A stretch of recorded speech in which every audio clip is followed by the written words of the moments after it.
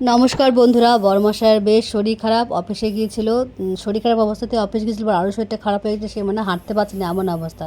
তো ডাক্তারের অ্যাপয়েন্টমেন্ট তো করাই ছিল, তো ডাক্তারের অ্যাপয়েন্টমেন্ট করার ডাক্তার দেখাতে নিয়ে গেলাম। ডাক্তার বলে কেন এরকম হলো, আপনার ওষুধ কি ঠিক মতন খাননি নাকি?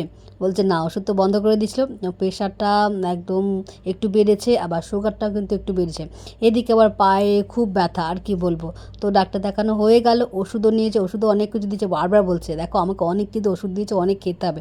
আনছি 100 বার, শরীর খারাপ হলে ওষুধ খেতে হবে না? তোমরাই বলো বন্ধুরা, শরীর খারাপ হলে তো ওষুধ খেতেই হবে না? তোমরা একটু বুঝিও, একদম বোঝে না, জানো তো। মানে শরীর খারাপ অবস্থাতে বাইরে মানে কি বলবো, অফিস যাবে, একদিন ছুটি নেবে না, কি বলবো তোমাদের। আর সোনা দেখো, মানে কি বলবো, পাপাকে ধরে ধরে নিয়ে যাচ্ছে, কি বলবো। প্লিজ বন্ধুরা, ভিডিও দিতে পারিনি, তোমরা এই বন্ধুরা দেখো, প্লিজ প্লিজ দেখে নিও। বড়মশাইয়ের শরীর খারাপ, ডাক্তার দেখাতে নিয়ে গেছিলাম, এত টেনশন করে যে টেনশানে শরীর খারাপ।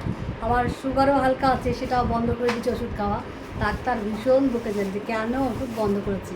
একে দেখো কত ওষুধ দিয়েছে, মানে ভাবো, একবার তোমরাই বলো যে ওটা শরীর খারাপ বলতে ওষুধ খেতে হবে নাকি? না খেতে হবে না, তাহলে কী করে ঠিক হবে? ওষুধ তো দেবেই ডক্টর, তাই না? তো শরীর খারাপ হলে ওষুধ দেবে না, তাহলে কী করে ঠিক হবে? কি বলছে?